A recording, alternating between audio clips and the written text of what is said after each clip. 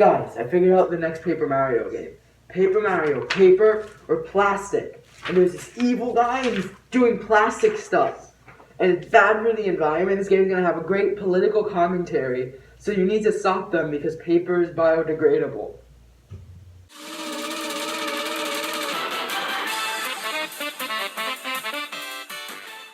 Let's get into the main point of this video.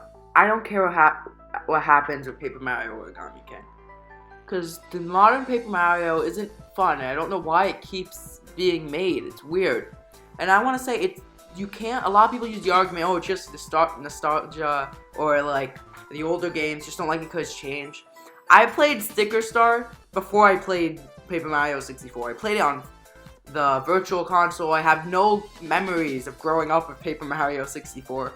But I prefer it so much more than Sticker Star. You could argue Sticker Star should be the one that's being clouded with nostalgia, but I don't like it.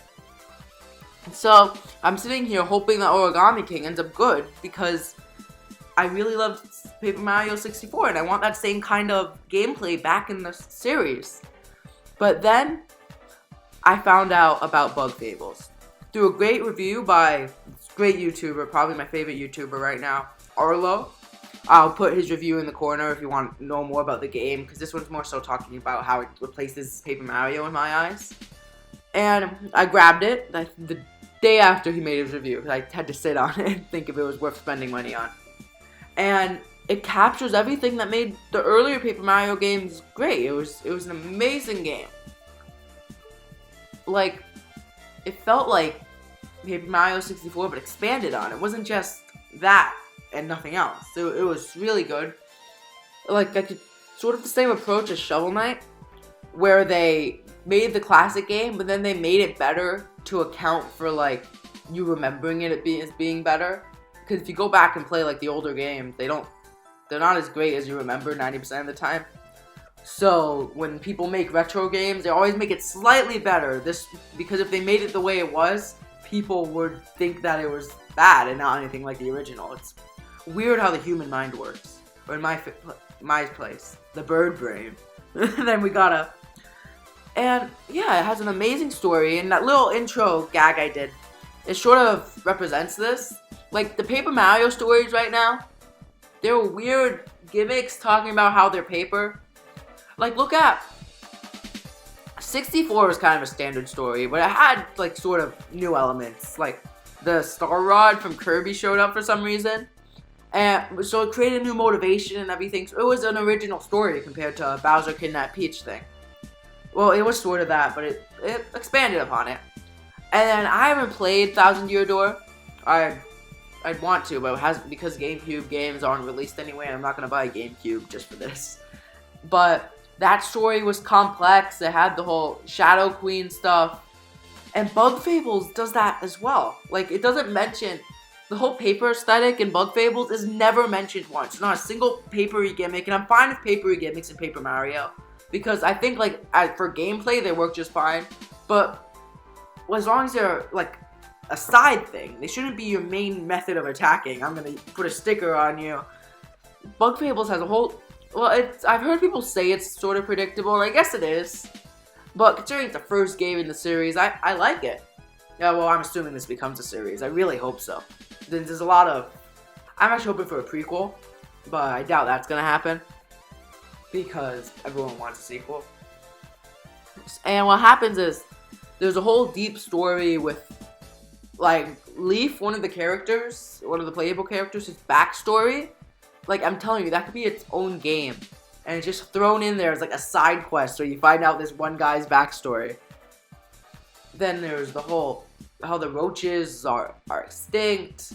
And I'm not gonna say any spoilers, because the twists, a lot of them you don't see coming. Like, I got Leaf's backstory spoiled for me because I looked him up on the wiki, and they say it, like, right there. So don't check the wiki at all.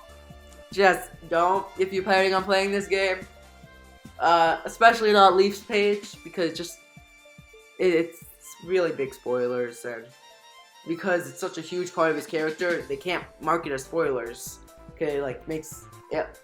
his backstory is just really complex, so you have to put it there on the page, or you'd actually be wrong.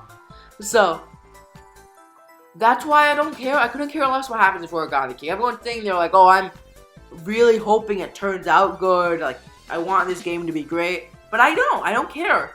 Because Bug Fables, I think, is a new Paper Mario. If you look at the older Paper Mario games, Bug Fables is the next logical sequel. Not these newer games. They don't feel like, they don't capture the same feeling. So that's why, from now on, unless there's a huge return to form and everyone says it is, I'm not going to bother with Paper Mario. I'm going to ignore it. I didn't watch the Nintendo Treehouse the other day about the game because it doesn't interest me anymore. Because it's been replaced by something that kept with the demands of the people. And this makes it sound like Nintendo's still doing well with this. Because I heard the statistics somewhere, I'm not sure if it's true, that Paper Mario Origami King is the best-selling Switch game on Amazon just from pre-orders alone. So they're doing it right, but the reviews always suffer. So they're not adapting, because I bet, considering these people, like the casual audience that doesn't know anything, they're gonna buy it anyway. They don't care. So they could really expand what they're getting if they just adapted to what people are screaming that they want.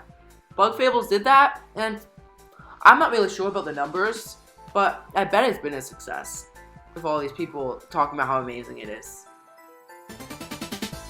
Okay, everyone. Be sure to like, comment, and subscribe. Share it with your friends if you think they benefit from this knowledge. And